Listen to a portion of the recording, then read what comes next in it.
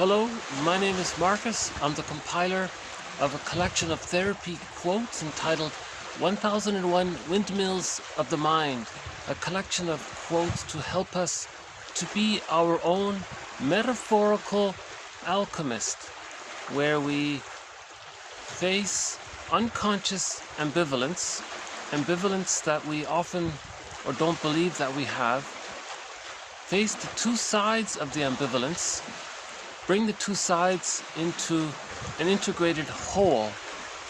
When it's whole, it's called whole object relations, we get the key, the metaphorical key, out from under mother's pillow, meaning differentiation. And in the story Iron John, we use that key to open the cage, and in it Iron John, or the hairy man, the wild man, hands us our golden ball. We find our vitality.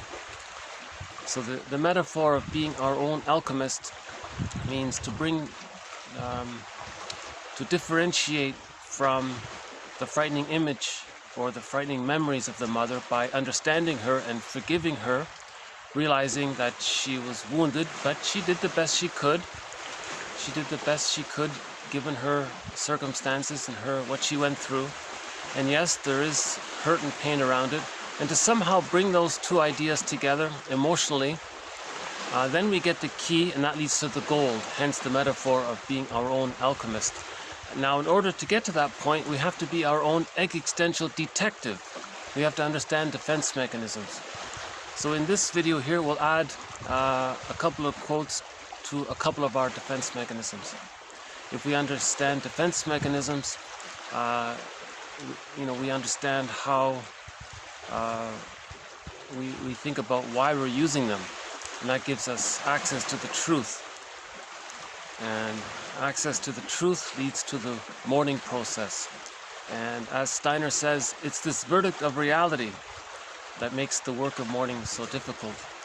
But the truth will upset you free at the same time. These quotes are giving us basic trust through the knowledge and understanding, because these quotes, I believe, are written by some of the finest existential detectives that we know of. Edmund Burglar, James F. Masterson, Karen Horney, Melanie Klein, William Fairbairn, Margaret Mahler. We have quotes from Robert Bly, Miriam Woodman. We have quotes from Ogden, Solani, Guntrip, and a host of others. So we have some excellent quotes here from some Ferenczi, Fenichel, Lowald, and others. So we've got quite a good team here, and I believe I've plucked out some of their best insights into this collection. So these quotes, 1001 Windmills of the Mind, comprise of quotes from these mentors, these detectives. The knowledge from these quotes help us to give us to make us feel safe, hence the basic trust, giving us safety. With that safety, we can think about things more clearly, we can self-reflect, and work towards healing our memories. So the psychoanalytic perspective is about healing memories. Those memories, Lowald, his metaphor is that they're like ghosts or phantoms, and they live in the internal theater, in the unconscious, in the internal object relations world. And they haunt us, he says. And you want to lay them to rest because grief is healed when it's witnessed by a caring other. So these quotes are helping us to be our own caring other. Right? These quotes are helping us to unpick the threads of a traumatic script and use those threads to weave a new, healthier script that reflects our true self and who we are. These quotes, I believe, are helping us to... man's main task is to achieve psychological birth for himself if he didn't get it naturally with a secure attachment style. So normally a child receives lots of love, meaning the love outweighs the frustration. He's able to go through the separation individuation process following birth, from birth to the age of 3, and he achieves whole object relations and a psychological birth, and then he naturally has ontological security and access to the real self. and he gets the key out from under mother's pillow, and then with access to the real self, he has the capacities of the real self available to him, thanks to receiving all of that love. Now, if a person didn't receive that love for whatever reason, that means the theory is he didn't really achieve the psychological birth. So man's main task is to give psychological birth to himself, if he didn't get it naturally by the age of 3. So the Odyssey is about that. Odysseus went on a long journey. It took him 20 years to reconnect with his feeling self. The metaphor of his feelings was his wife, Penelope, right? So myths are metaphors of traumatized psyche, showing us the traumatized psyche, showing us fantasized personifications of our memories, so we can be our own caring witness. So one of the threads in this collection of quotes, we now have over 1,500 quotes, actually 1,600 now. This video here is a redo. I'm backtracking, redoing some of my videos that got lost in the upload. I've had a lot of tech issues. A lot of my videos got the messages transfer failure. It goes to the iCloud and then it bounces back and then it tries again and it gets stuck like that. It takes 3-4 days. I resend it, it gets stuck again. I'm in the countryside with a very slow connection, and if the weather changes, it's affected by it. So this is actually a retake of an earlier video. Now, ironically, some of the videos posted prior to this are follow-ups to this video. This video was actually sort of the start of the videos that have already been presented. But the material all goes together. So in this video, we're going to add a few quotes to our thread on what's called identification with the aggressor. But the past couple of videos have also talked about this very difficult topic. So if we're lucky, by the way, we might see the seal.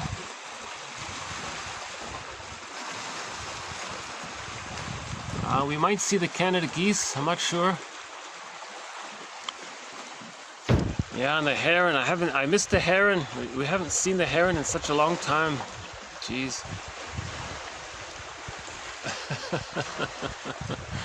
Once a heron was just standing there near a rock while I did a video. I thought that was nice.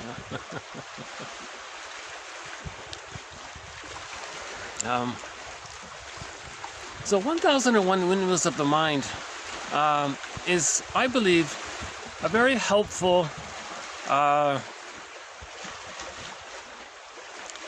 long ago, these quotes, these types of quotes were called philosophical medicine, meaning it tried to witness and build our understanding around what we don't know about ourselves, hence bringing the unconscious to consciousness. If too much of who we are is in the unconscious, we feel disconnected from ourselves, we feel a stranger to ourselves. So we have a thread on what's called depersonalization, where you feel a little bit unreal. You know you're real, but you don't. But from an emotional point of view, you feel like your aliveness is missing, your vitality is missing, because it's in the bag. Robert Bly's metaphor. He says by the age of 5, so much of who we really are, our golden ball, our vitality, the firebird, our full feeling self, our aliveness of emotions, that gets put into the bag. Knowledge of which defense mechanisms we're using to keep that in the bag, that goes into the bag. A lot of our experiences that we can't accept, that we repress, that we try to forget, that goes into the bag. And Robert Bly says, by high school, whoa, so much, you're finished, he says. In a humorous way, he says, you're done. It means a lot of, really most of who you really are is put into that bag.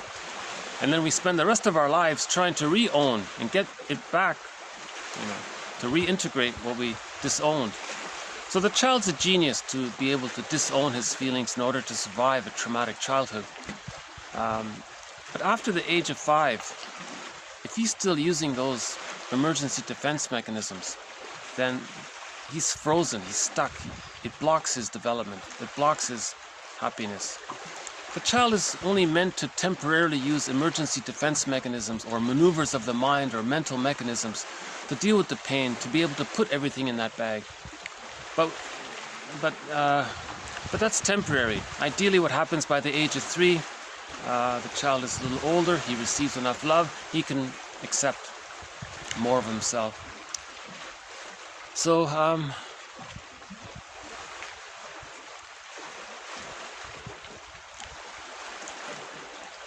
yeah.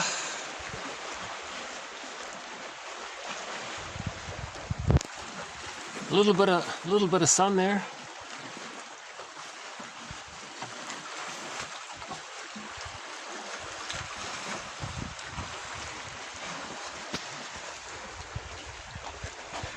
So in this video, we're mainly going to talk about identification with the aggressor. We're going to add one more quote to our thread on what's called projective identification, and one more quote to our thread on the body bears the burden, and one more quote on the schizoid pattern. So there's a fair bit of material here. Our first quote is a quote on the psychology of myths and fairy tales. Okay, myth demonstrates the inner workings of the psyche. Okay, myth demonstrates the inner workings of the psyche, or myth demonstrates what is going on within the unconscious mind. Okay, so you see a myth or a fairy tale, that's the unconscious mind, showing you inner conflicts and the child's attempt to heal his memories.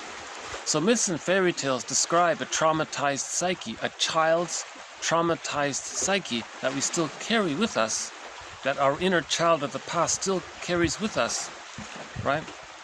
So again, we're talking about an insecure attachment style.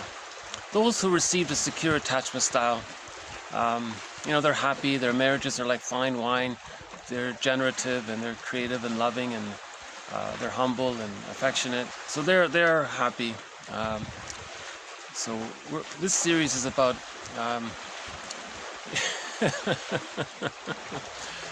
how to heal from an insecure attachment style. An insecure attachment style means the child attached to the parents,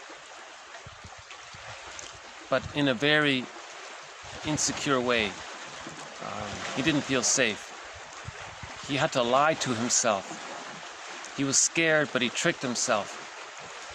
So there are various forms of the insecure attachment style: the anxious, the avoidant, the hostile, provocative, and others. One suggestion is that possibly up to 70% of people in North America, or children in North America, are getting an insecure attachment style. The parents are dysfunctional. So this series, 1001 Windmills of the Mind, is about healing from arrested development, relational trauma, and insecure attachment style, right? Any kind of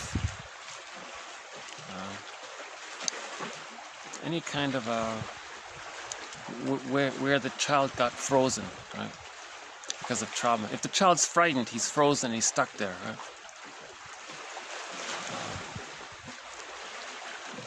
So normally what happens, ideally what happens, Mahler says that, a difficult topic. I feel a little sad just thinking that thought.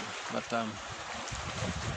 so these quotes are about healing from the sad experiences that we don't remember, right? But they still influence us. When something's forgotten in the unconscious, we think it's not there, but it's there, influencing us. through symptoms, through our behavior, through our attitudes, through our negative philosophies, through our negative humor. People with sardonic humor, put down humor, people who see things in a I'm not okay, you're not okay way. That's a sign that there's a lot of trauma that's been repressed, you know.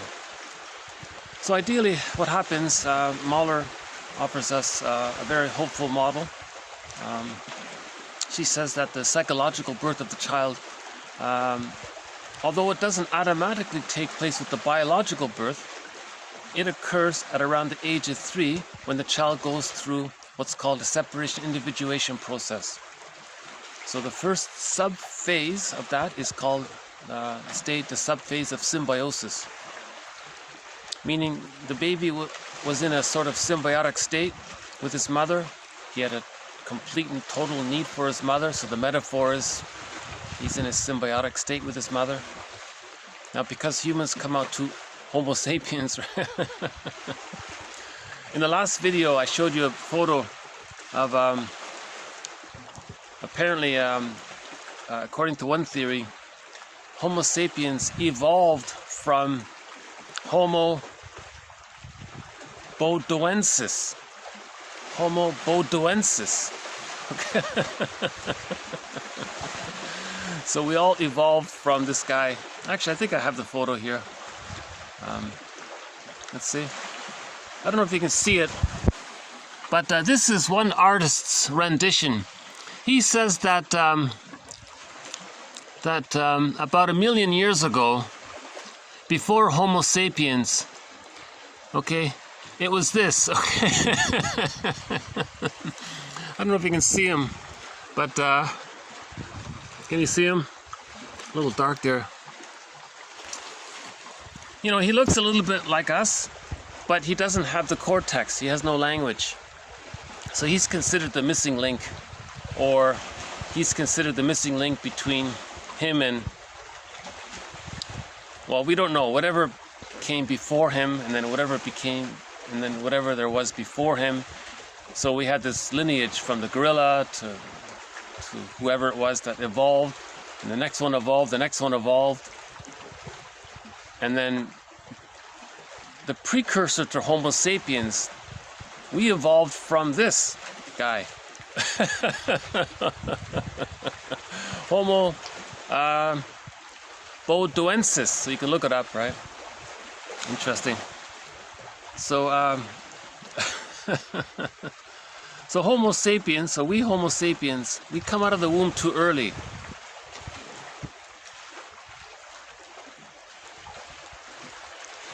Okay, hold on a sec.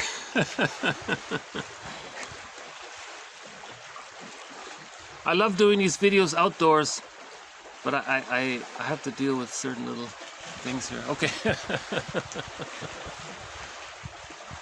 So we Homo sapiens, we all come out of the womb too early. That's another thing we all have in common, right? We all come out of the womb too early. So to compensate, mothers offer what's called an extended womb, called the stage of social symbiosis. So the symbiosis continues. Mahler calls it social symbiosis. So the child had symbiosis proper, and then he continues his symbiosis in the social symbiosis period for the first 4 to 5 months. Some authors wonder about this. Some say the child can begin to hatch out of the symbiosis as early as 3 months. Some say it can take even up to 7 months. Mahler says 4 to 5. So let's use Mahler's theory. It's somewhere between 4 to 5 months the child can begin the differentiation process. He can practice to begin to differentiate. But for those first 4 to 5 months, he's still in the womb, psychologically, emotionally, right? Spiritually, emotionally. He's not in the womb. He's in the extended womb. But the baby is sort of meant to think that he's still in the womb. He's meant, or she's meant, to get their needs met, just like they got their needs met when they were in the physical uterus. they're supposed to get their needs met automatically in this extended womb, in the social womb, in this interpersonal womb, right? Mahler says it's optimal symbiosis. The mother has to provide optimal, she has to optimally meet the child's symbiosis. So pretty much she has to be attuned, she has to be right there. The mother's there to meet the child's symbiotic needs. So the child has symbiotic needs, and the mother is there to meet the symbiotic needs. Now, if the mother does meet the symbiotic needs, the child achieves trust, love, safety, security, comfort. He's relaxed, he's calmed down, he's not afraid, he feels, oh, okay. Now he can begin the differentiation process. He can hatch out of this psychological egg. So the metaphor is the stage of social symbiosis. It's like a psychological egg. Okay, you know, I'm still not sure what they're not Canada geese, and they're not crows, they're not seagulls,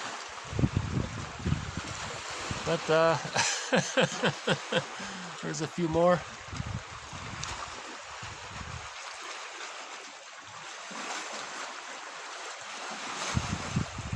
Yeah, there's a few more there.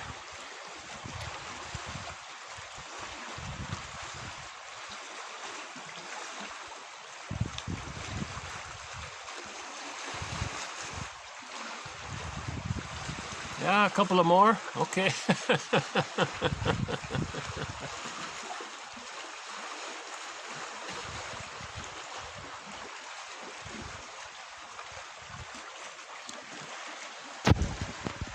So we have a thread in this series called About Symbiosis, covered about a month ago. A very interesting topic. I highly recommend that thread on symbiosis. One more.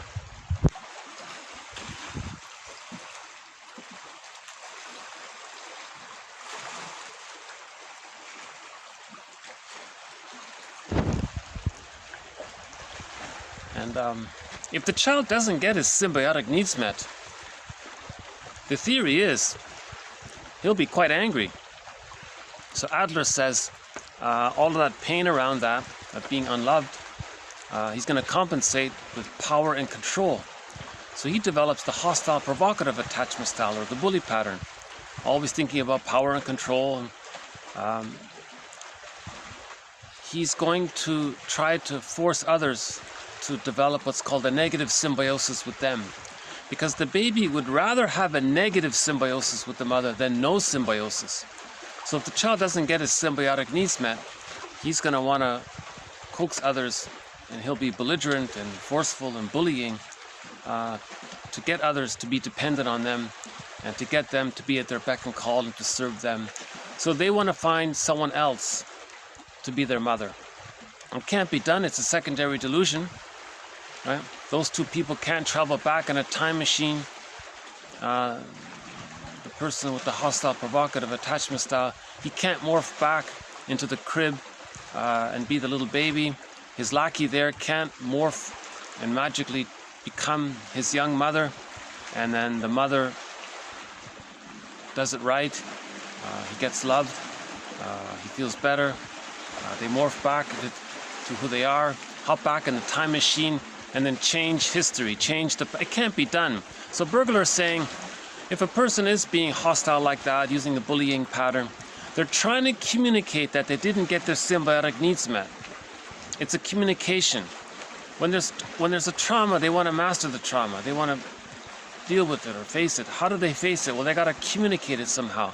Now this trauma is pre-verbal. So how is he going to communicate what he doesn't have words for? He's going to act it out somehow. He's going to behave in some way. So his behavior to force someone else to be their mother, he's trying to say, I needed someone to be my mother. It's as if he's saying to his mother in his mind, look, mother in the mind, see how this other person is meeting my needs? You didn't meet my needs. And see how aggressive I have to be? That's how desperate I was.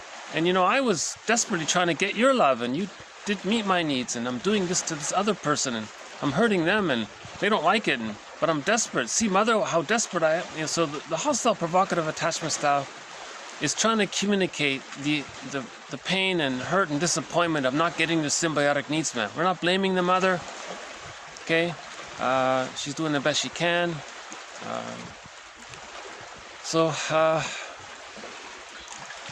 this is, so ideally the mother does meet the baby's symbiotic needs, meaning when the baby's hungry, the mother feeds according to the baby's needs, not according to some schedule, and not using the bottle. You know, Melanie Klein and this other guy, Bion, they both, I have a quote coming up from the two of them. They both say that they theorize that when the baby's born, he automatically expects the mother's breast. He has a sense of it already. He expects to feed. There's some innate knowledge. And if he's given the bottle, he's disappointed, he's hurt, he's angry, he's envious, right? So breastfeeding is extremely, the baby expects to be, it's called the psychosomatic breast. The bottle is what's called the alexithymic breast. The baby is expecting the mother's genuine warmth and love, right? The connection to the mother. Because the baby takes in the mother's soothing, the baby takes in the mother's maternal life force, the baby takes in the essence of the mother, so to speak. So, and it feeds the child not only through nourishment, but through some invisible transfer from the mother's love that goes into the child, and it helps to develop the child and give him the love and safety he needs to grow. It's hard to describe, but the theory is when the baby's born, when the baby's biologically born, he expects to be, he may automatically want to feed right off the bat once he comes out.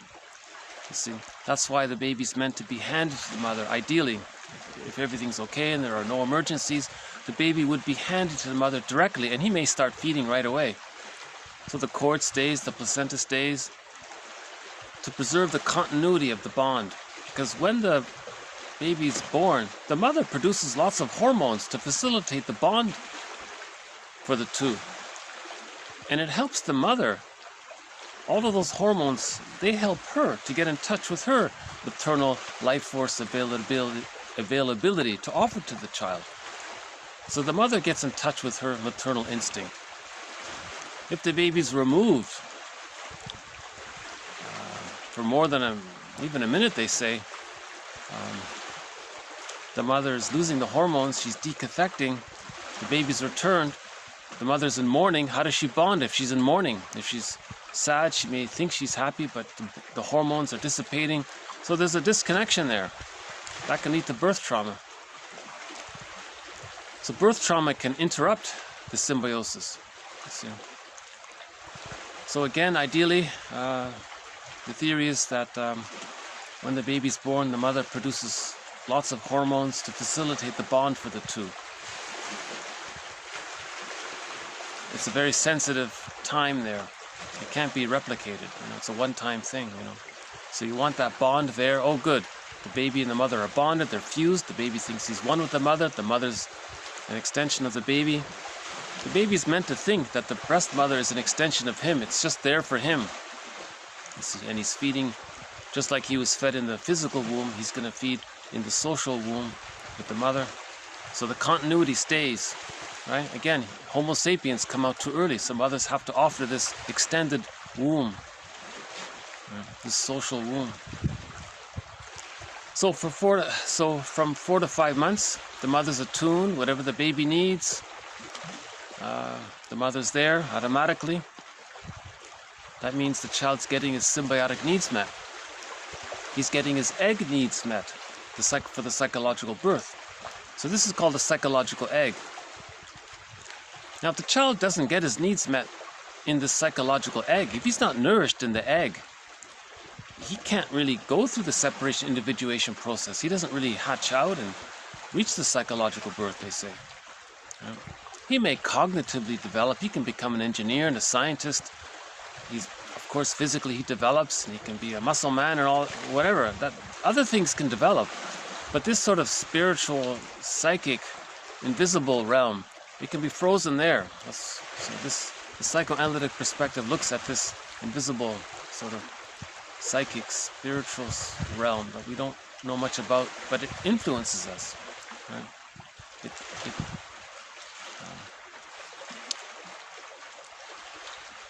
So that's the theory about the unconscious.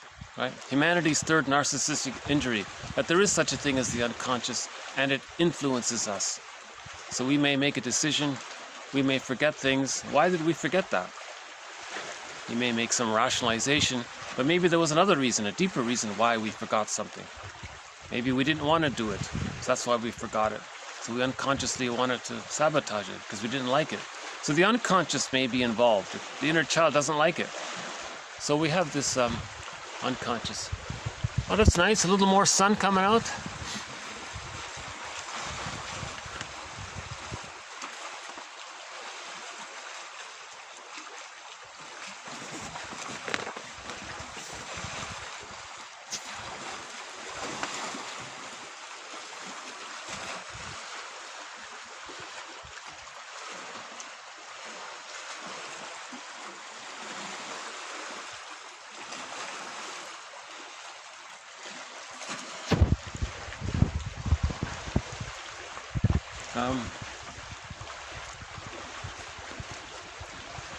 Okay, so let's say the child gets his symbiotic needs met. He's nourished in the psychological egg, just like he was nourished in the uterus. He grew and he was nourished. He could be born. So in the psychological way, it's analogous for the spirit and the psychology and the psychic world. He needs to be nourished in the psychological egg to feel safe enough to hatch out. See? Now if he doesn't enter into that egg, he doesn't hatch out. Now sometimes he enters into it, but he's prematurely ejected out and he wants to run back in. So that's the hostile provocative attachment style. Then we have that joke. We spend the first 9 months of our lives trying to get out of the womb and the rest of our lives trying to get back in. That's sort of in reference to being prematurely ejected out of the symbiotic egg. The baby has to hatch out at 4 to 5 months, according to his natural innate. It's wired there, they say. It's innate, right? Just like it's wired for the child to be born at 9 months or whatever. For the psychological hatching, it's wired for him to come out between 4 to 5 months, or between 3 and 7 months, somewhere in that range. It's wired there, right? The child shouldn't be prematurely ejected out too early. That's the hostile provocative attachment style, the bully pattern. It can lead to some symbiotic character disorder. It can lead to that Iago character, very envious, always wants to see everything harmed because he's so angry, right? And other patterns can come from this. If the child is nourished from 4 to 5 months, he then can hatch out. Now let's say he does hatch out. Good. He's stuck. Okay. Now he enters into the practicing subphase. The practicing subphase is he's sort of gonna practice with the idea of differentiating from his mother. Now he's still fused there, but he's hatched out of that first step. He's beginning. See, the hatching out is gradual. It's not a sudden hatching like a chicken from an egg or like the baby in the biological. But it's not a sudden thing. The hatching is gradual. So he's beginning the hatching out process. In the beginning part of the hatching out process, that's called the practicing phase. So now he thinks the world. He still thinks it's all about him, right? So the grandiosity is there. It's all about him. The primary narcissism is still there up to the age of 15 months. So from 5 months to 15 months, it's still all about him. Now he's running around. He has locomotion. He's doing things, but he still thinks everything's there to serve him. Everything's there to meet his needs. He still thinks it's all about him. Sound familiar? That's the narcissistic pattern, right? Now he's still fused with the mother in his mind. So the giant is in the nursery, this all-powerful source that always takes care of him, and him being so special, and he's fused there, and it's one there. That's his mind is still like that, although he's still moving around. So that's the primary narcissism. Now he's exploring, he's learning. Now, during that time, the mother has to mirror the child. I don't fully understand this myself, but most authors say the child needs to be seen and accepted. The child says, look, Ma, look what I did, and oh, I like it, that's interesting, nice. And the child has to see that when the child looks in his mother's eyes, that he sees that the mother is looking at the child with acceptance, not rejection or hate or envy or disappointment, with acceptance. If he gets that acceptance, oh, okay, the child thinks he's starting to get to know himself. Now he feels safe to let go of the grandiosity.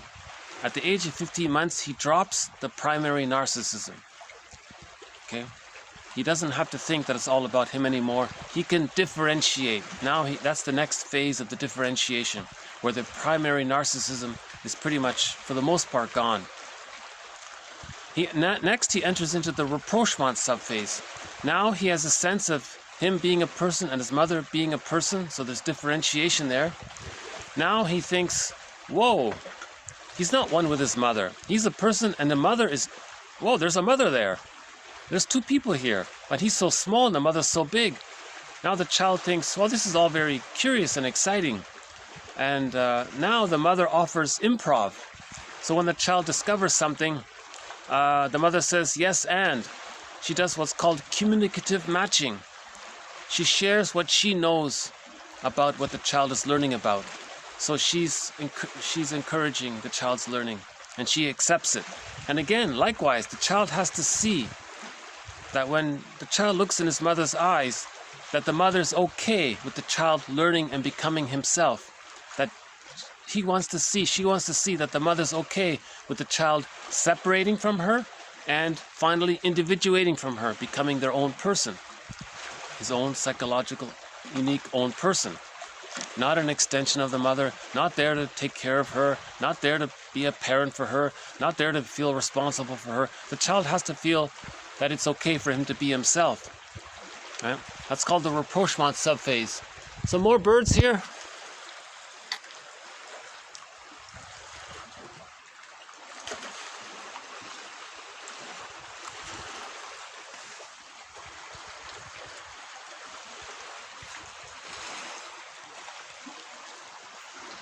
Not sure if you can see them. Right? So that's ideally what happens, is that the mother offers she functions as a secure base for the child to explore, come back for emotional refueling, communicative matching, playful improv. The child learns more. The mother reads a book about what the child is learning. By the age of 36 months, he can differentiate. So that's the psychological birth, where he fully differentiates. He has a sense of himself. That's called ontological security, because what happens is all of the memories condense, amalgamate, accumulate, build up.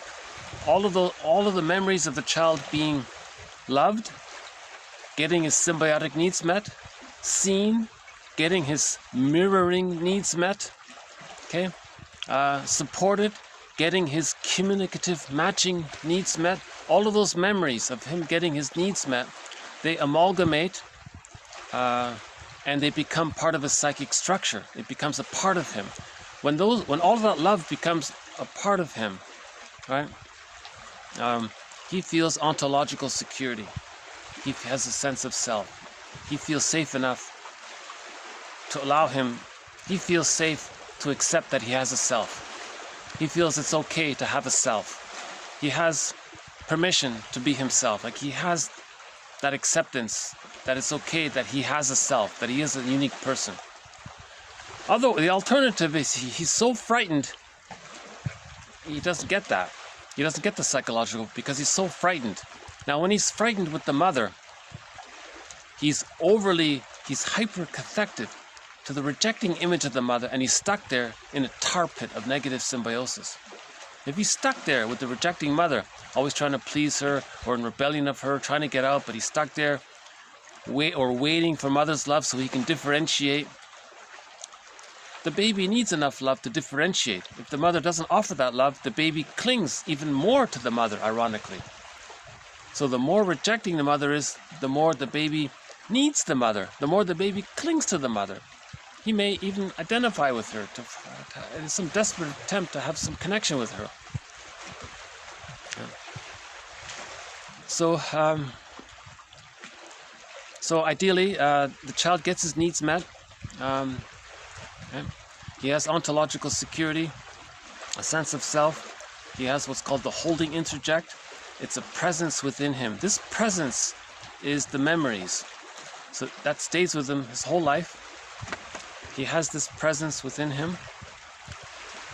It becomes part of his psychic structure, his mind.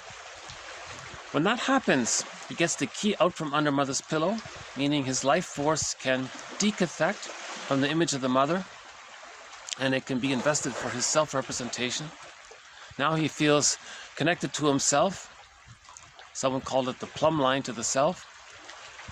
Then he has access to the real self. Now he has connection to what's called the real self part of the self. The real self part of the self allows the person to know how he's unique. It shows him what he likes. It lets him know what he likes, what's unique about him, and the child gets an appreciation of how he's unique. He likes that he's unique, one of a kind. Augmandino, the scroll marked 4, your nature's greatest miracle. There's only one of you, you're rare. So he gets that appreciation that he's rare like that.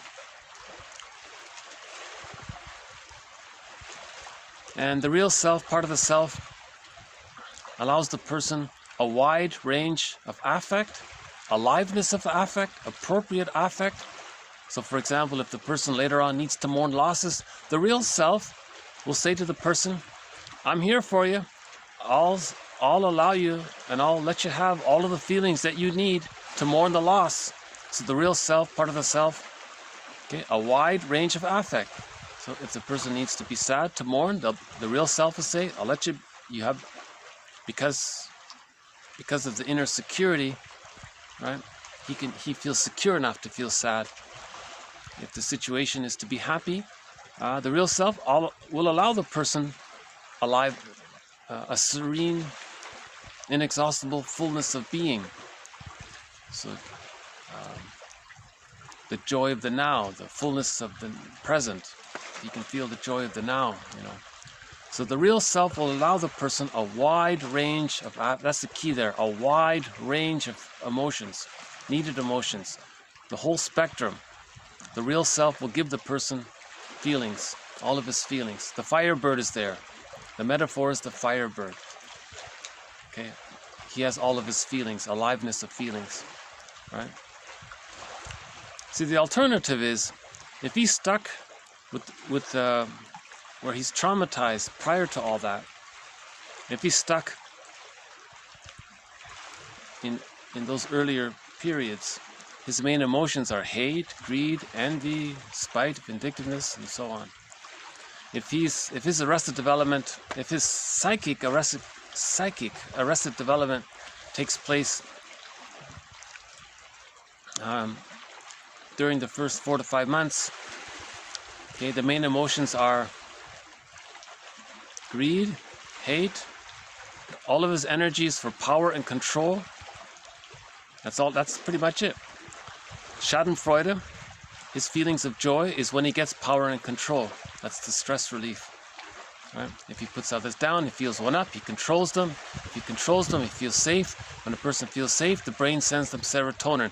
And he only feels safe if he has power and control. See? So if the arrested development takes place between 5 months and 15 months, okay, that means he's caught in the negative tar pit of the symbiosis. Okay, that's the narcissistic pattern. Now the prior one, the earlier one, the hostile provocative one, of course it's the narcissistic pattern, but it's more belligerent and aggressive in getting their needs. The narcissistic pattern, they're not necessarily so overt bullying, but they think it's all about them and they're special and they use others and exploit others, right? But the hostile provocative one, they're more forceful and aggressive. They're more demanding because they're more in a panic to not feel the emptiness that a baby naturally and understandably would feel if they didn't get mother's love. Right. Oh, hold on, another batch here.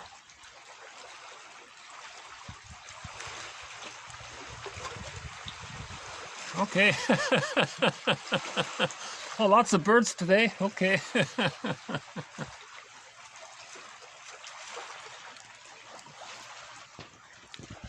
If the arrested, so we can, with the hostile provocative attachment style, someone said the fixation is at the rejection level of not getting their symbiotic needs met. Okay, if the arrested development takes place between 5 months and 15 months, that means he couldn't differentiate. He's stuck in the negative tar pit of the symbiosis. So he does have he is in a symbiosis with the mother, but it's negative, you see? Whereas in the earlier one, he wants to get his symbiosis. He'll take negative symbiosis. A baby would rather have negative symbiosis with the mother than no symbiosis. Okay. So in this second phase, he has the negative symbiosis, but that's painful. Now, the tar pit of the negative symbiosis, that's the narcissistic pattern proper. Okay? So the theory about that is, at the age of 5 months, he can't differentiate. It's painful. Now, by the age of 15 months, if this still continues, he gives up. His true self has been so devalued, okay? That leads to the hungry, enraged, empty part self, or the despised self, the humiliated self, the devalued self, the shamed self, whatever you want to call it. That gets repressed. Now the grandiose part self is still there. So the narcissistic pattern is the fusion of the grandiose part self with the fantasy of the great mother being so great. Okay, so the mother's this giantess in the nursery. He thinks, and he's fused there. Now what he does is he identifies with the aggressor. So he becomes the mother. So the mother devalued the child in the negative tar pit of the symbiosis. He identifies with the aggressor. In later life, he devalues others, uses others, because he wants to communicate that that's what his mother did to him. So his true self, the hungry, enraged, empty part self, okay, remember when something's repressed, the psyche gets the person to think that it belongs to someone else. That's called projection. So projection is the means of bringing repressed material to consciousness. So from the baby's point of view, he was devalued. Okay? He identifies with the aggressor and then does to others what his mother did to him to communicate what his mother did to him. Right? So when in the narcissistic pattern, when he says, I'm okay, you're not okay, he's repeating the mother's position of the mother being in the okay position and the child not being okay. But now, when he says others are not okay, he's talking about himself not being okay, seen onto others. So he's repeating it. Right? Hold on. Yeah.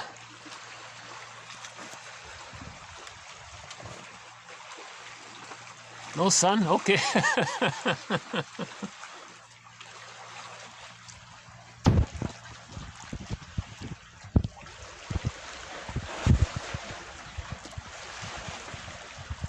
So, to round this little part out, the theory is that in the very beginning, we all know that the baby has to bond to the mother. But if she's rejecting, how does the baby do it? He hallucinates that the mother's good, even though he's bonded to the frightening mother. So to preserve the ability to be bonded to the frightening mother, he hallucinates that he's bonded to the good mother. That's called the moral defense. So he says that the mother's okay. Now he's unloved, so he feels he's not okay. So in the beginning, the position is, I'm not okay, you're okay. So the baby thinks he's no good and the mother's so great. That's the I'm not okay, you're okay. Now when he identifies with the aggressor, he adopts his own hallucinated image of her for himself. So the baby manufactured this hallucination that the mother was okay. He adopts that for himself. Now he says he's okay. Now the mother, from the baby's perspective, the baby thought that the mother thought that he was not okay. Now he adopts the mother's attitude. Now where is he? He's now seen outward due to the repression and the projection. So then he says, I'm okay and others are not okay. He's repeating the mother's position from the baby's point of view. Now the baby does this identification with the aggressor to have some kind of attachment to her. He's stuck there. The more rejecting the mother is, the more the baby clings to her. Now by the age of 15 months, he can't just wait. He can't hold on to the I'm not okay, you're okay. He gives up. He just says everyone else is not okay, meaning himself is not okay from the mother's point of view, which he now adopts. I've tried to explain this issue of the narcissistic pattern and identification with the aggressor in recent videos. If it didn't come through here, I think maybe I did a better job of it in the recent videos. It takes a bit of time to kind of explain that.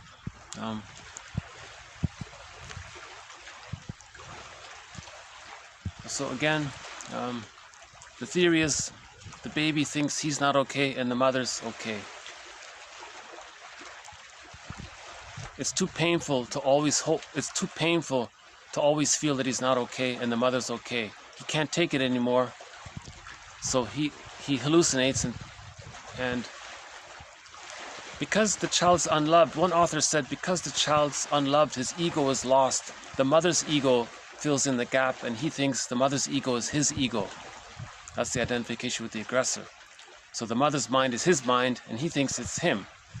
Now that's all false. That's the false thinking, false mind. But he adopts the mother's negative attitude as his attitude. Now the mother put him down.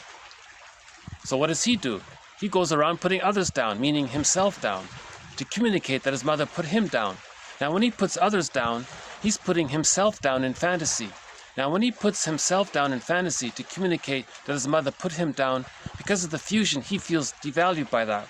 Now to communicate that he feels devalued by the mother, he puts others down to communicate that his mother put him down. But when he does that, he's re-triggered of his mother putting him down. Now again, he wants to communicate the pain of that. So to communicate the pain of that, he sees his unloved self onto others, puts them down to communicate that his mother put him down. Now when he does that, he re-triggers the memory and he actually puts himself down psychically. So we're talking about the psychic world, right? That's why it's hard to explain this. And it's like Sisyphus. So he can spend his whole life devaluing others, shaming others, because he felt shamed and devalued by the mother. The mother, right, devalued and shamed, exploited, used him. In the identification with the aggressor, the narcissistic pattern, he uses, objectifies, devalues, shames others, right? So the Don Juan uses others all the time, right? And so on. And all that we know about the narcissistic pattern, it's all about them, and then they make rationalizations. They want to appear reasonable to preserve their grandiosity.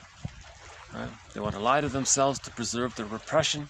They want to convince themselves that this non-threatening substitute other is so bad because they're still in battle with their mother. They're still trying to communicate to their mother in the mind. Look, mother in the mind, you see, I've projected my unloved self onto this non-threatening safe person, and I'm going to put them down to show you that that's what you did to me and I didn't like it. Now when he does it, he's hurt again, and he repeats the cycle. He spends his whole life devaluing others. Right? So that's the Sisyphus. So remember, in the Odyssey, Odysseus saw Sisyphus in that hell scene, means he recognized how he was Sisyphus, always devaluing and using others. So he recognized that. And when he left the hell scene, he was tempted to go back to it. The sirens, he said no. He tied himself to the mast and he went forward. He didn't want to go back to that. He wanted to be himself. He didn't want to be his mother. He wants to be who he is. his unique self. Augmandino, the scroll marked 4. He wants to find out who he is. He doesn't want to be his mother's mind. So this issue of identification with the aggressor, well, I'll add a few more quotes to this very abstract idea here. Okay, the first one here is identification with the aggressor. This mechanism must be distinguished from what we usually mean by identification in general. Identification with the aggressor serves a different purpose, namely to manage the persecutory anxiety. So the term identification is just a general term that the child picks up traits of the mother, that's fine. But the identification with the aggressor is a defense mechanism to deal with the persecutory anxiety of being trapped in the negative tar pit of the symbiosis with the mother. The negative symbiosis with the mother is that the child always has to sacrifice his feelings to try to please the mother, to save the mother, to give empathy to the mother, to do what the mother wants. But in order to please the mother, he has to sacrifice himself all the time, and it hurts. So that's persecutory anxiety.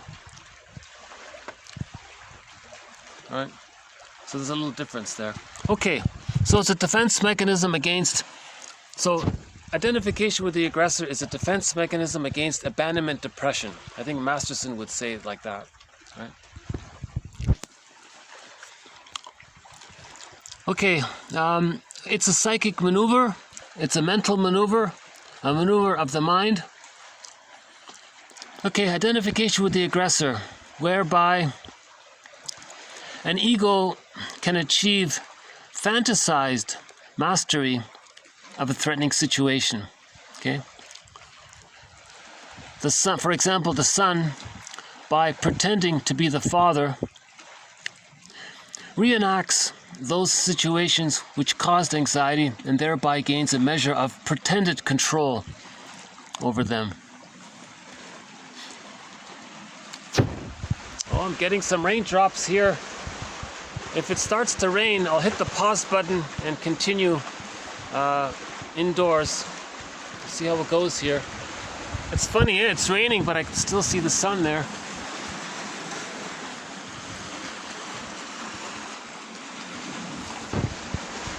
Yeah, this has been a challenging video. This is my third retake. So it's a fantasy of mastering the trauma. The child identifies with the aggressor. It's as if the baby says, "Fine, mother. You want me to mirror you and please you? I'll be just like you. Will that do it? Will that please you? If I'm just like you, will you think you're being seen?" That's called failed empathy. Failed empathy. But the child is trying to have empathy for the mother by being just like her. See, mother, you abused me. Now I'm going to abuse me and myself and others because that's what you did. See, we're one like that. We're in simpatico. See, we're the same like that. Now will you accept me because I'm meeting your needs? Maybe will you return the gesture and meet my needs? And it's a failed attempt. So that's why it's called a failed, a fantasized or failed attempt, right, to deal with the anxiety. The child is not mastering the anxiety. If the child mastered the anxiety, it means he healed himself, he's loved, he's himself. No, he's still trying to get his mother's approval. He's doing it by doing what she wants all the time, right? So it doesn't work, right? Okay, the resulting imagined fear of mother's disapproval and helplessness had brought about the defensive behavior in which the child warded off anxiety by identification with the aggressor. Okay. Identification with the aggressor prevents psychic separation and interferes with the establishment of more mature identity. Okay, because you're still fused there, right? Unable to face a conflict within himself, at an early age finding the most satisfactory solution to be that of identification with the aggressor, he makes use of projection as the basic mechanism of defense. It is not possible to be relatively healthy mentally and be high in prejudice, since the predominant mechanisms of those high in prejudice are identification with the aggressor and projection. Okay? And because those high in prejudice see the world as a threatening, hostile, and the scene of a power struggle with the unknown, known memories, or the phantoms with the mother. Okay, so there's a clear cut. So this theory is that there's a clear link between identification with the aggressor and prejudice. Identification with the aggressor means the child had to reject his true self, his despised self. When that's rejected, it's repressed. When something's repressed, it's seen outward. That's projection. So the unloved self, the despised self, the person finds some other person. It's got to be safe, non-threatening. Maybe someone's traumatized, so they're wounded, so they're safe. And they say, look, that other person, right? They're no good. That's prejudice. Because they're trying to communicate their experience, the experience they had with their mother, where the baby believed that the mother thought that they were no good. The baby thought the mother treated them poorly, therefore the baby felt that he was no good. He then says others are no good to communicate that he believes that his mother thinks that he's no good. So prejudice can come from there. Yeah. So the other way it works is that sometimes the child projects the phantom, okay, the image of the rejecting mother, the phantom, the boogeyman image, onto non-threatening substitute others and say how bad they are. And he can do them at the same time. He can flip them back and forth. So prejudice can work both ways like that. Oh, that's good. Here comes the sun. Yeah. Okay.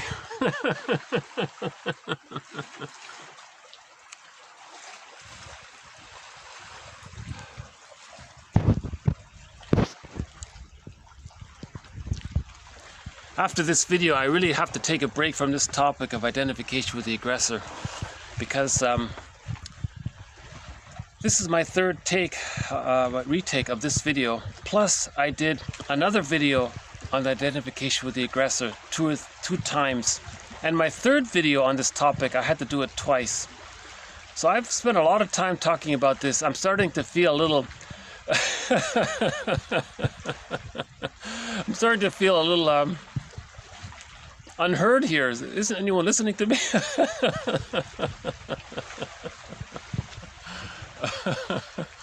I guess I have this fantasy that if I'm presenting it, maybe someone will watch the video and I felt heard. But I've presented this so many times, and am I being...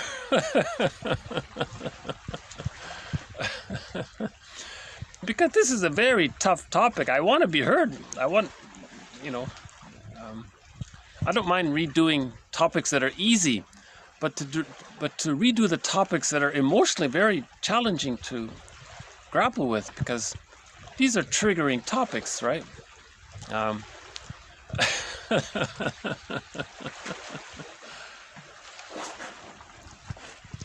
So, the past couple of videos demonstrated the link between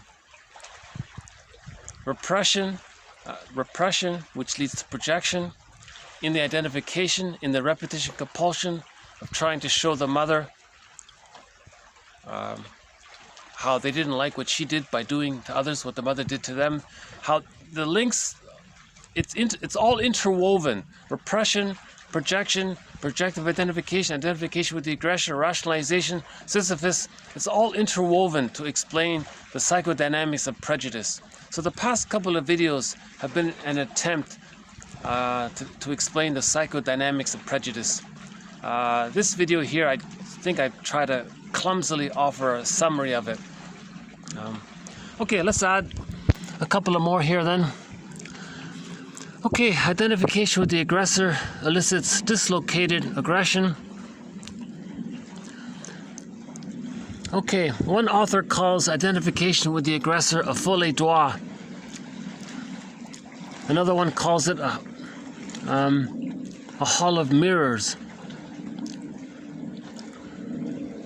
Okay, in the instances of folie douce between parent and child, the child's condition could be clearly recognized as a variety of the defense mechanism of identification with the aggressor. So that's his attempt to explain identification with the aggressor. Think about a folie douce. Well, it's an internal folie douce of the child's concept of himself in relation to the child's concept of his mother, and they're in a folie douce, and he becomes her, and he's stuck there in this tar pit. See, that's his idea, I think. Identification with the aggressor directed toward the self, a process that is fairly common and can at times resemble a folie douce. See, that's a tough one there, right? The mother devalued the child. Now the person devalues himself. To say to the mother, look, mother, we're one, aren't we? We're together, aren't we?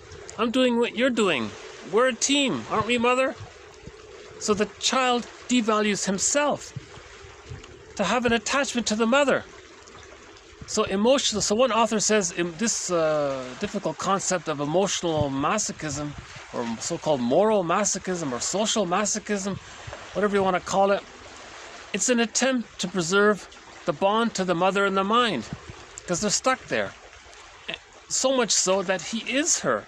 So he's doing to himself what his mother did to him to preserve the bond to the mother, because he is the mother, and he's doing to himself what his mother did to him because he's her, and he's stuck like that. That can lead to this so-called emotional self-defeating situation. One author says, if you want to differentiate from the aggressor, why not switch jargon? Stop calling it identification with the aggressor and call it introjection of the aggressor. So his example was, instead of saying, so the child could say, oh, mother's hurting me, ouch, that hurts, I don't like it, that's painful, and leave it at that. Or, so that's introjection. He had an experience and it's a part of him. Versus the child saying, oh, I'm the bad mother. Or saying, I'm bad. The mother thinks, so, okay, the difference is mother, so the child says, ouch, that hurts, mother, you think I'm bad, I don't like that. That's one way. Or the child accepts it, oh, mother thinks I'm bad, oh, I'm bad. So that's the identification with the aggressor. He accepts the identity that he believes his mother has for him. That's identification with the aggressor. And then he does that to himself. Something like that. I think I'm a little cloudy on this point. I think he's trying to say, if you switch the jargon, if you make the transition from identification with the aggressor to introjection of the aggressor, instead of being the bad mother, you have the bad mother. Now you're differentiating. Now you're creating some space and separation. I think that's the general idea here. Okay, through identification with the aggressor, the child turned passive submission into active execution and made himself the victim of his own aggression. So here's this failed attempt to master. See, this idea of passive into active. The child was the passive victim of his mother's abuse. Now he thinks he's going to have some control around her. Well, he'll actively abuse himself, and he thinks he's managing the mother's actions by doing it himself. So he's preserving his narcissism because he's doing it. See, so this passive into active, I think that's what they mean by that. So the child still holds on to his grandiose self at a huge painful cost, of course. Difficult topic, isn't it? I look forward to the end of this video. I'm looking forward to the end of this video because I've talked about this all week long, and I really need a break from it. Okay,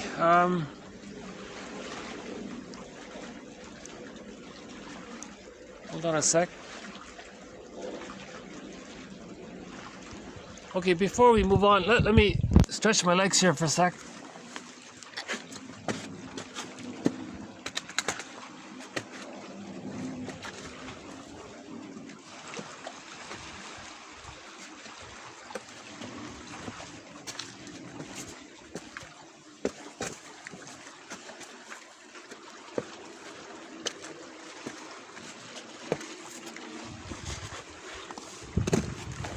Aha! Okay, so a little more view there. Okay.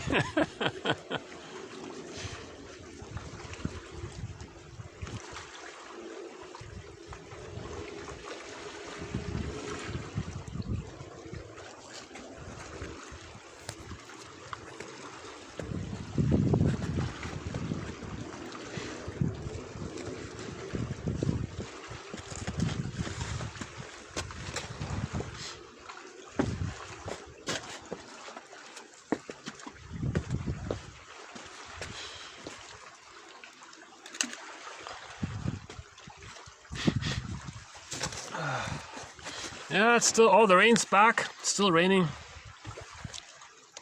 Oh, I think it is raining, yeah. Okay, let's speed this up. Okay. We'll add a quote to projective identification. So projective identification, the key image of this, the key image around this is back to the symbiosis. The mother and the baby are fused. The baby thinks the mother is an extension of him. So if the baby has a feeling, it's as if the mother should be feeling that feeling, right? Consider that thought. If the baby is fused with the mother, the baby thinks the mother is an extension of him, then if he has a feeling, it's as if he thinks maybe the mother should be feeling that feeling. Because if the mother is feeling that feeling, then what happens is the mother responds and meets the baby's needs, right? So that's the key here, this back and forth. So this is called projective identification. The child has a feeling, the mother feels it, the mother responds. Now if the mother's not responding, the child's going to coax the child will try harder to get the mother to feel the feeling. And he may push the mother's buttons or be more difficult. He'll be more active to get the mother, to get the message of the feeling, as if getting the mother to feel what the baby's feeling. So if the mother's feeling, if the mother's feeling what the baby's feeling, the mother will get the understanding of it and then meet the baby's needs. That's the template of it, right?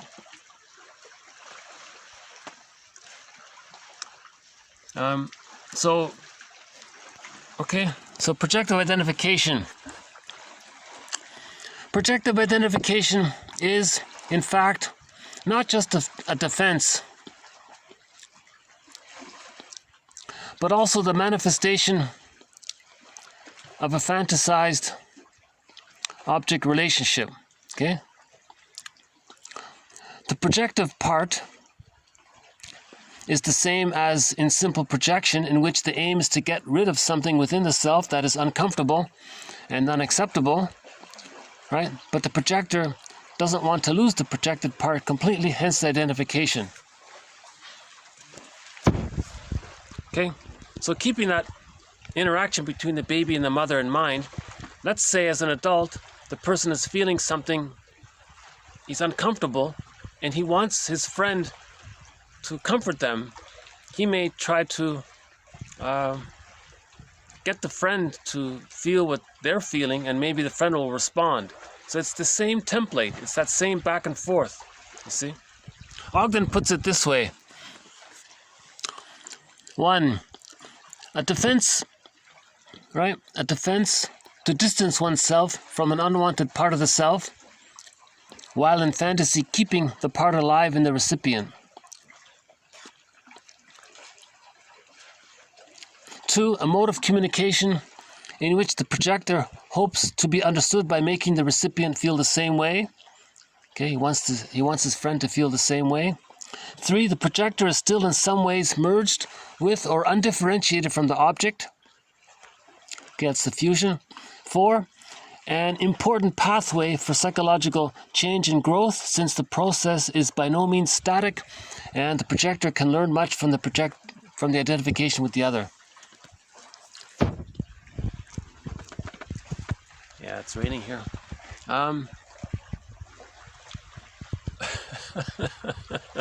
Just debating in my mind whether to keep going or to finish it up at home.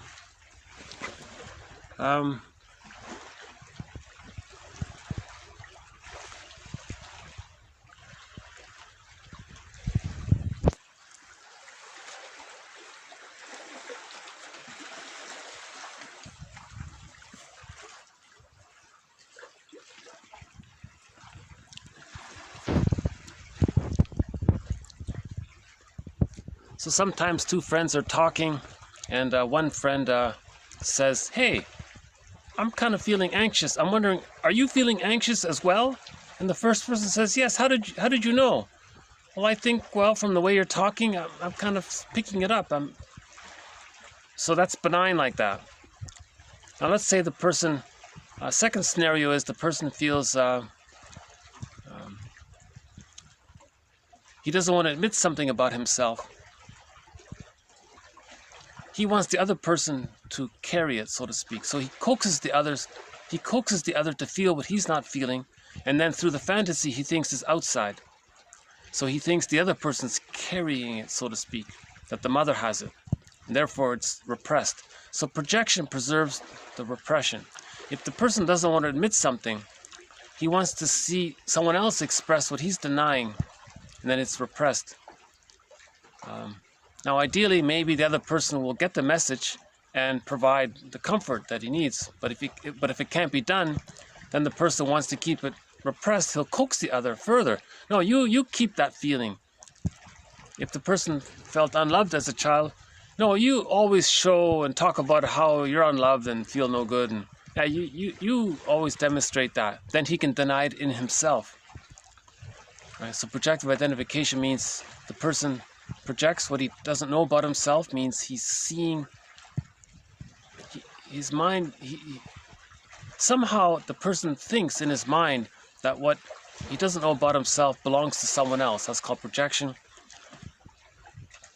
And then he has the relief because that preserves the repression. So projection preserves the repression. Now, if the other person doesn't show that, the projector wants to coax the person to feel it or show it. Then he can convince himself that it's really repressed if it's outside. Now the therapist in that situation would say, "Oh, you're feeling." He would offer a transference interpretation. He's aware of this, so he offers a transference interpretation, because the person doing this is showing what his childhood was like. He was showing that when he was a child, he had a need for something that didn't get met. He tried to be seen or to be comforted. It didn't happen. Now he wants the therapist to do it.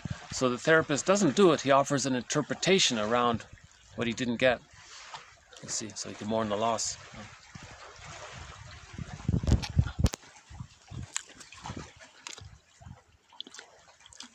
I might redo this one in a future video. Okay, the next one here. An important aspect of projective identification. If the projector can't take responsibility for the unwanted feeling, it will be battered back and forth like a hot potato. Okay?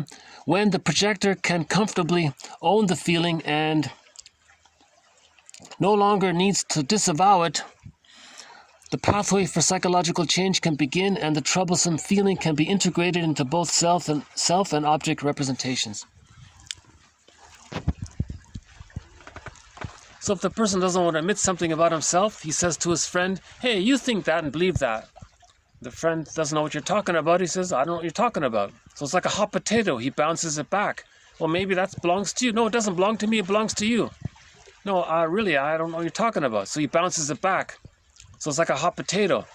So finally, the projector is meant to hold the hot potato and okay, I guess it is mine, and then own it, and then eat the potato and integrate it, right? It's nourishing, right? Someone said. All right. Projection is a defense that can cause a lot of trouble in a person's life since it distorts reality. Okay? Its positive intention is to make the self feel devoid of badness. At the same time, he's going to feel empty and depleted. So projection is a falsification of reality. You're distorting reality. His agenda is to not feel what he can't feel, or not think what he can't think, or not express the wish that he had. Or if he needs to mourn and he can't mourn, and he doesn't want to admit that he can't mourn, whatever's going on, whatever he believes, or his coping mechanisms, or his coping mechanisms around not being aware of using other coping mechanisms, whatever he can't admit or face, he's going to somehow say that the other person is using those coping mechanisms to deal with other coping mechanisms.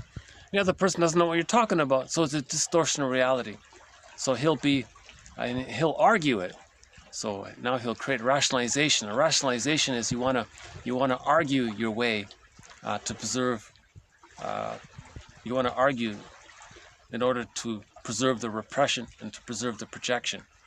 You want to argue for that status, or that situation, because he can't feel his disowned feelings. Now, Laughlin calls projection a mirror defense. Something you don't know about yourself, you say it belongs to someone else. That's like creating a mirror for you to look at and see that it's within. It's a mirror defense, right? So that's the psyche's attempt to get the person to know what he's denying about himself. Projection is the means of bringing repressed material to consciousness, right? So projection, it's trying to help him. His unconscious is trying to help him to heal. So by getting him to project, so he can see so that he can see what's within, so he can own it, right?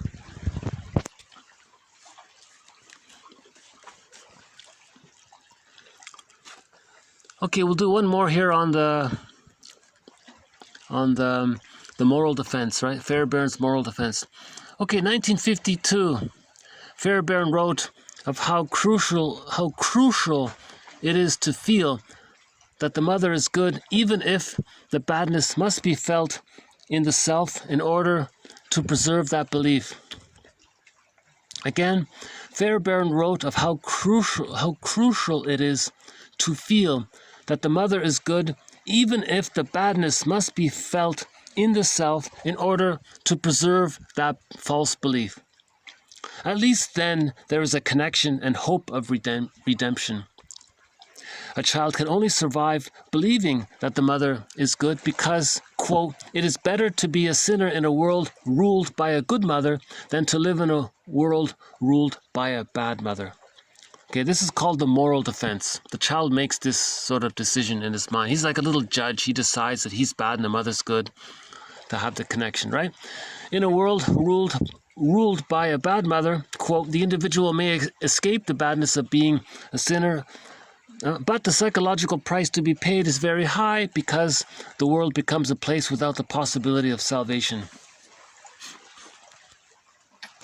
See, in the narcissistic pattern, that's what they're doing. They don't believe in love and all that. So they've sort of given up.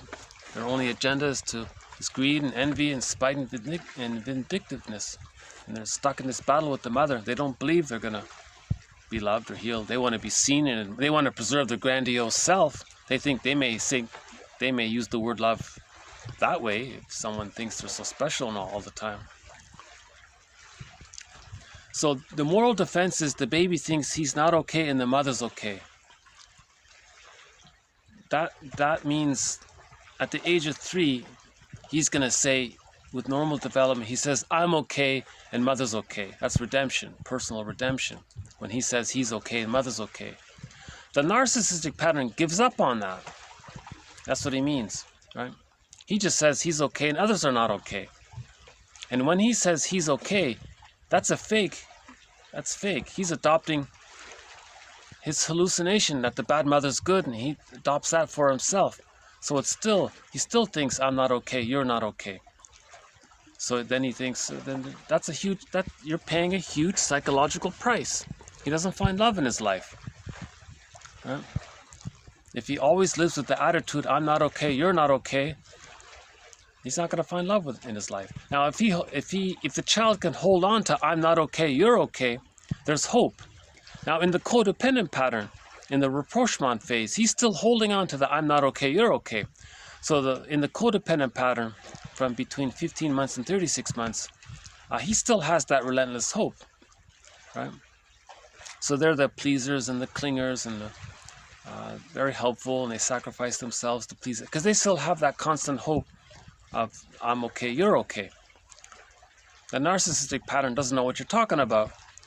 He's called a stinger. He just wants to put you down because his mother put him down. And he's in his like Sisyphus, he's always putting others down to communicate that his mother put him down.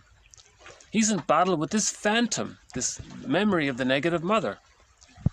See, the internal world, the psychic world, is influencing his behavior. That's the theory about this psychology, right? The psychoanalysis, that this psychic world is influencing our physical world, our behavior, right?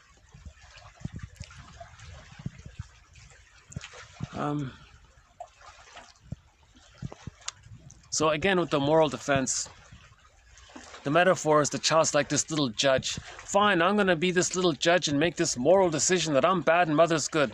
That's what Fairbanks calls out the moral defense. You see?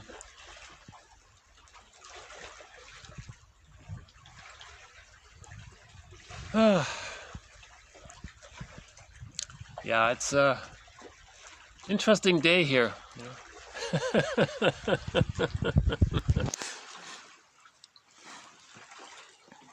Okay, we'll do one quote on the schizoid pattern.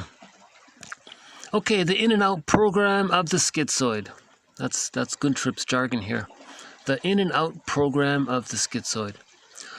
The chronic dilemma in which the schizoid person is placed, namely that he can neither be in a relationship with another person nor out of it. He can't be in a relationship with a person and he can't be out of the relationship with the person. So the person wants to be in a relationship, but he thinks he's going to be engulfed or impinged upon. So he's projecting the engulfing mother onto the other and thinks the other person's going to be engulfing onto them. So out of that fear, he withdraws. Now when he withdraws, he thinks, oh, he's going to be abandoned by the mother. So he projects the abandoning mother onto the other. Oh, he thinks he's going to be abandoned. So to deal with the anxiety of being abandoned, he emotionally moves closer to the person.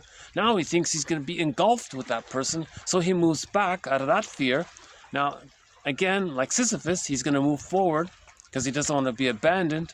He doesn't want to be alone and abandoned. So he moves closer. Now he thinks he's going to be engulfed, but there's too much anxiety around that, so he steps back, and he's back and forth like this, right? And so a person has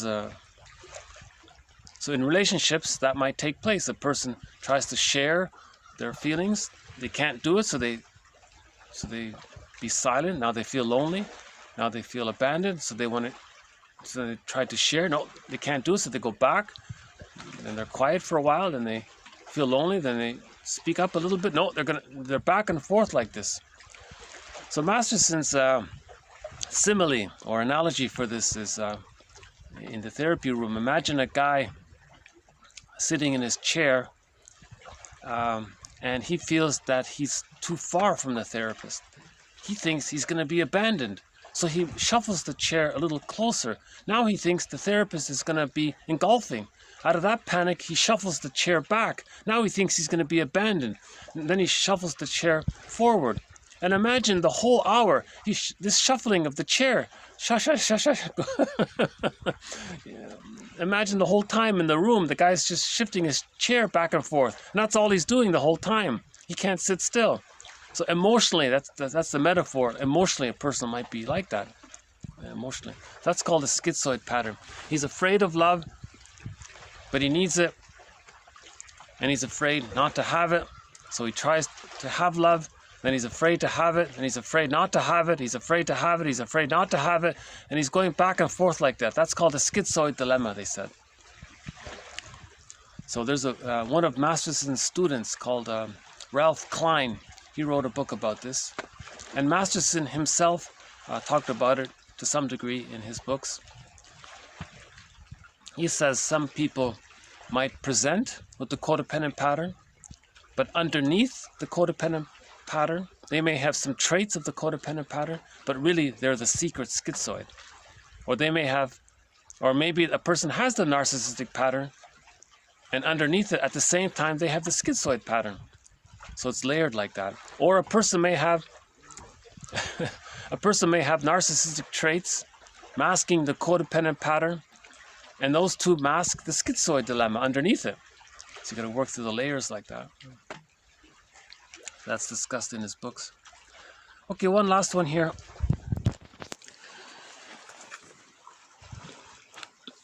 Okay, the body, like the mind, is capable of repetitive compulsion, which links somatic states directly to the reenactment of trauma. Quote, the mind is making use of the body in order to communicate something, to tell a story. So that's not so that we have that phrase, every body tells a story. That's not a typo, it's two words. Every body tells a story. He means every symptom tells a story. So it's the mysterious link between mind and body. If it's repressed, it's in the mind, but it's repressed, and then it manifests in the body. So that's the leap from the mind to the body. So a symptom expresses the unconscious pain, the psychic pain, the mental pain. The symptom is expressing what the person couldn't find words for. The person couldn't symbolize it, metabolize it, articulate it, work with it somehow, or see it, accept it, witness it. It got completely, quote, forgotten, but it's not forgotten, it's known, and it makes itself known through the symptom. That's the theory there. So the symptom expresses the pain, and at the same time it manages the pain. So it does two things. The symptom shows the pain, and it manages it somehow. So that guy, Merriam-Woodman's example about that guy with the belly, he was a mama's boy. The mother passed. He couldn't deal with the separation anxiety of losing his mother, and he always associated. So to deal with the stress of that, he tricked his brain to feeling stressed through the food. Then he got this belly, and then he used the belly as a teddy bear, like a transitional object, and he thought that the mother, he associated the food with the mother.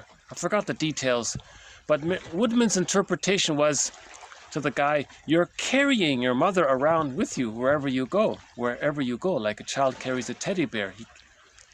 So the belly represents the mother, but it also represents the loss of the mother. It represents the pain of losing the mother, but it also represents a compromise of managing that pain. You see? So that's the story. So every symptom tells a story. Yeah.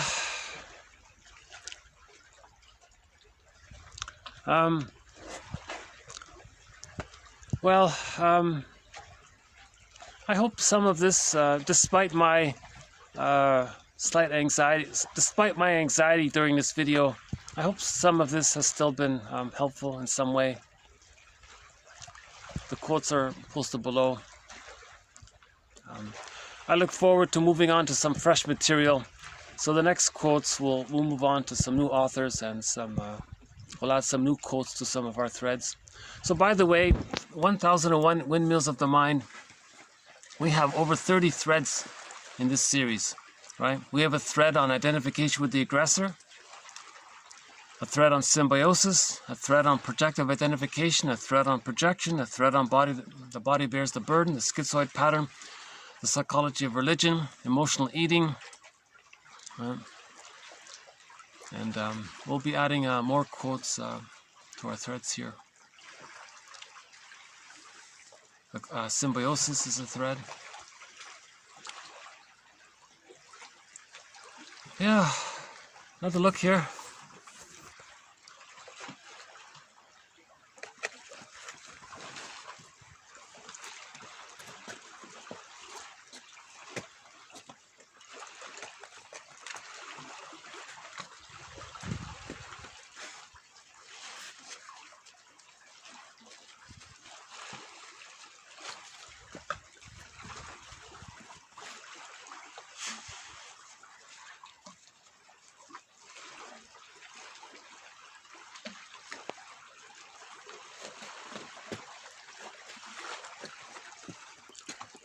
Let's see if that photo of, hold on a sec. Let's see if we can get that photo up again. Of Homo,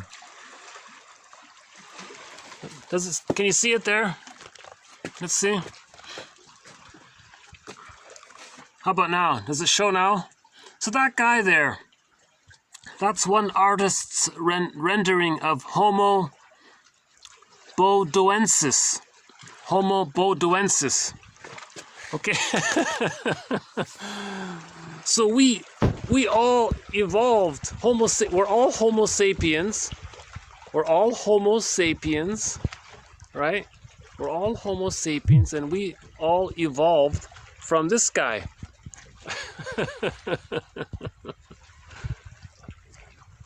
So I thought it's interesting about the missing link there. I'll see if I can follow up on it in future videos.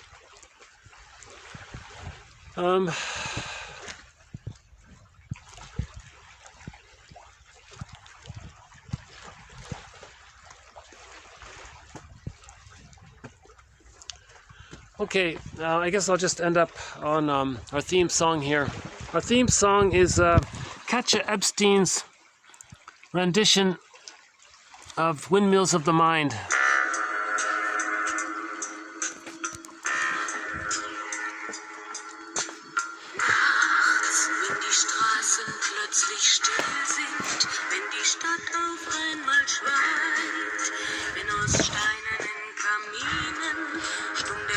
Zum Himmel steigt, wenn es hier in meinem Zimmer leer und einsam wird um mich, suche ich in den dunklen Schatten die Erinnerung an dich, und ich fühle, wie ein Augenblick zur Ewigkeit gerinnt, wenn das Spinnrad meiner Träume links zerrissene Fäden spinnt und sich leis zu drehen beginnt, wie sich Mühlen drehen im Wind.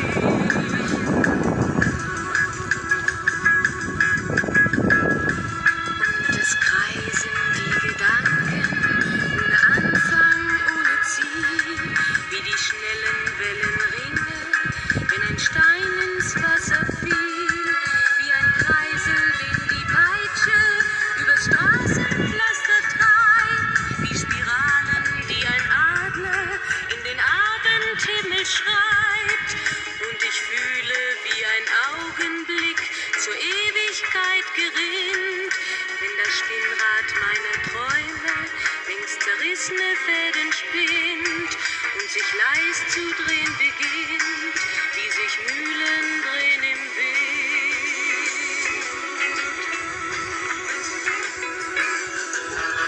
1000 Fragen ohne Antwort, 1000 Fragen ohne Sinn. Warum flog für uns der Sommer wie ein Pfeil so schnell dahin? Hat der Herbstwind gar die Spuren unserer Liebe schon verweht? Wenn erst weiße Flocken fallen, ist es dann für uns zu spät.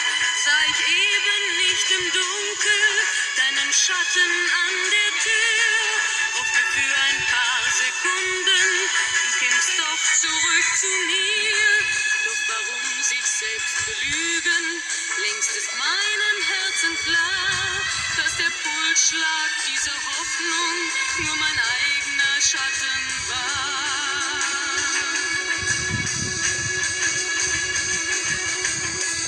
Und ich fühle,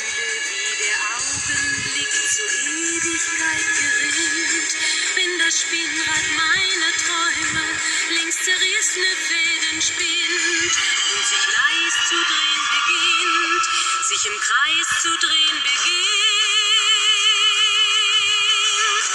wie sich Mühlen drehen im Wind,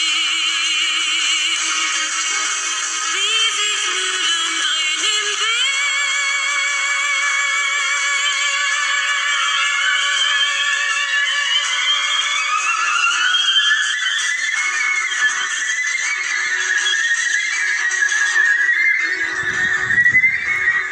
Okay, so thank you very much. This has been TQ 1573 to 1580. More to follow.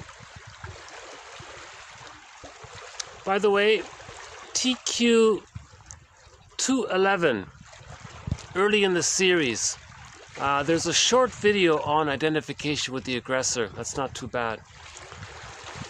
TQ 211, this video, the last 2 videos as well.